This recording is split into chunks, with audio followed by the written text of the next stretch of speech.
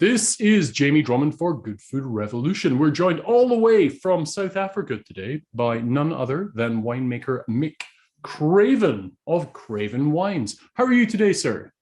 I'm fantastic. How are you? Great. Well, thank you very much for joining us all the way from Stellenbosch. For those people unfamiliar with your wines, please tell us a little bit about the history of Craven Wines and how a young Australian chap like yourself ended up in South Africa. Yeah, I guess most Australians go, or most South Africans go the other way.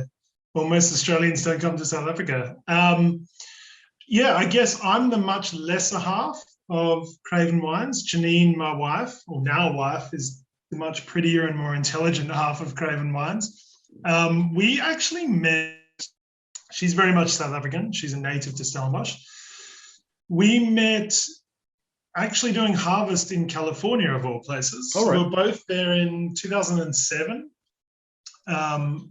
fresh-ish out of university, studying winemaking. So we both studied winemaking. I studied in Adelaide in Australia, and she studied obviously here in Stellenbosch, and we're both doing the ritual of most graduates, which is hemisphere hopping and chasing harvests and chasing the sun. And we just happened to be in California, and lo and behold, we, I guess, enjoyed each other's company.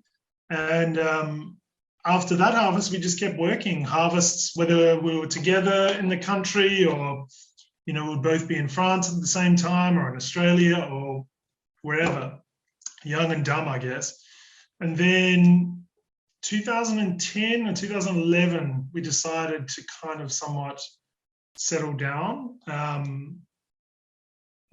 I guess mature in a way. And it was either going to be one country or the other. It was obviously, we're actually living in Australia at the time, but I don't know. I'd worked harvest in South Africa. I adored South Africa and loved the place and really enjoyed what was happening there from a wine perspective. You know, it's this country that has obviously had a very interesting history, not only in wine, but politically and et cetera, et cetera. And for me, it kind of felt like all that stuff had kind of held South African wine industry back, and sort of from the early 2000s, obviously there's great producers back in the 80s, 70s, 80s, 90s, but I think from those early 2000s, there was this real sort of exponential drive of what was happening in South Africa and focus on quality. And I think it was just the right time to sort of move over here and get involved. So in 2011, we moved here.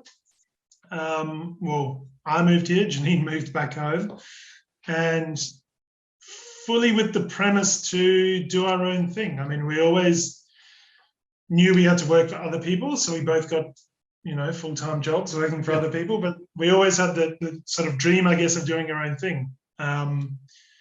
You know, wines that kind of have always inspired Janine and I have always been wines that, as cliche as it sounds, can really show, a piece of land, I guess.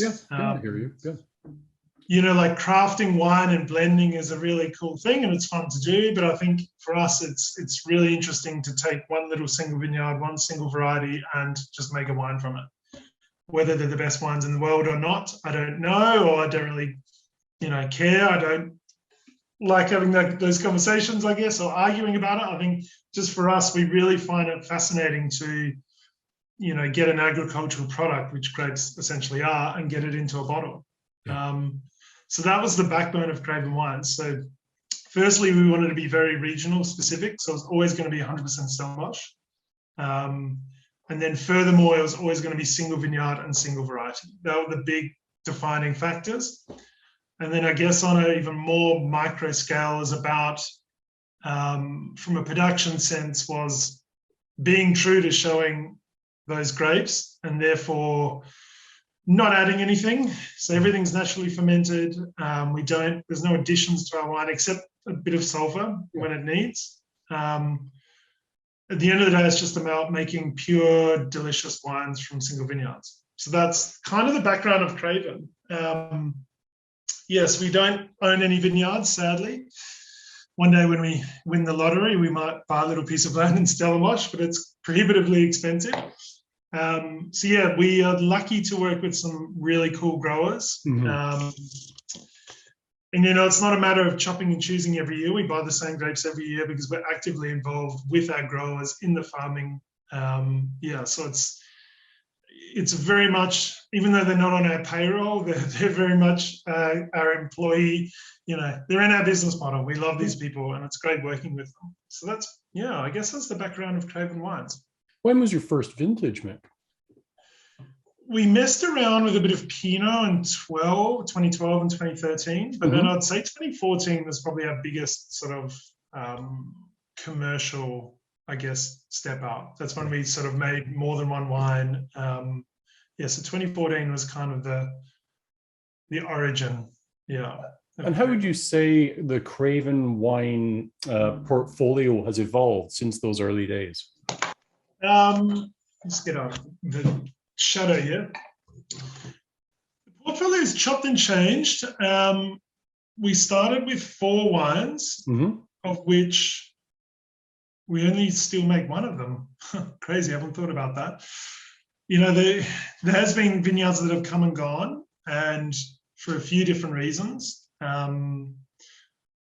But now for the last 3 years, we've been pretty settled on 6 vineyards and 6 wines. And I guess going forward, we're probably not going to add too many, and I can't foresee any disappearing. So we've lost a few vineyards through not any fault of our own or the growers. It was just different times and different places. Yeah.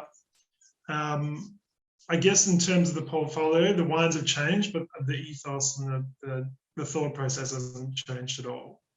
In tasting your wines last night, it was the first time I had tasted them, and I had quite a late night last night going through them, which was lots of fun, I have to say. Yeah. And there was one thing that really struck me across all 4 of these wines that I have in front of me now, and that was the mouthfeel and the texture that you managed to extract from these single vineyard wines. I find absolutely astonishing. Is that something that you aim for from the start of the winemaking process? I mean, we love texture. I think the biggest thing we love in wine is acidity, which I think contributes to texture, definitely. Yeah. We're in a warm climate. It's not a hot climate, but it's quite warm. So for us, the number one thing is maintaining natural acidity. So I guess from that respect, when we're deciding when to pick, we look at acidity, and generally we have to pick quite a bit earlier than, I guess, other cooler climate regions. So all our wines end up around 12.5%, roughly. And I think with that, you tend to not get the massive over-the-top fruit flavors. So I think that kind of lends itself to, being more textural on the palate, from the sense that the fruitiness and the overbearing fruit character doesn't take over. Yeah. But then furthermore, on the whites, I think what really comes into play there is firstly, it's the way we make it. We don't settle our juices very much. So the fermentations are quite solid rich. So there's a lot of lees contact. So that does really play into the mouthfeel. But then another thing, it's probably even more important, is where we get the grapes from, the whites particularly. It's from a little region called the Pulperdry Hills, which is I'm not sure what you call it in Canada, but it's like an AVA in America. Yeah. Like an award within Stellenbosch.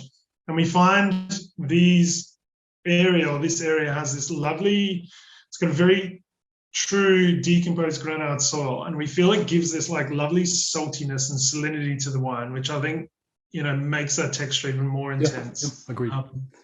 You even get it, we don't actually make, we do, sorry. We make a Cabernet from there. And I find you do even get it on the reds there. You get this lovely sort of brininess and saltiness and acidity that really does, flesh out the palate. But yeah, it's not like we're doing any extended batonnage or anything on the whites. We don't really do any of that. But texture and acidity are 2 very sort of important things for us in wine. Yeah. And you do no idea how we do it. you do a whole cluster on the Chardonnay? So the whites, we always do whole bunch press. So we basically just throw the bunches in the press, and squeeze it. And then you do get quite a clear juice out of whole bunch pressing, but we generally press to a tank, and then either overnight, depends when we finish, if it's the middle of the night. But then we just take the juice off the bottom of the valve. We don't even, we don't rack it. Yeah. It just comes straight off. So the ferment, the juice is quite sort of leesy and heavy. Yeah. So I think that does contribute to that textural mouthfeel.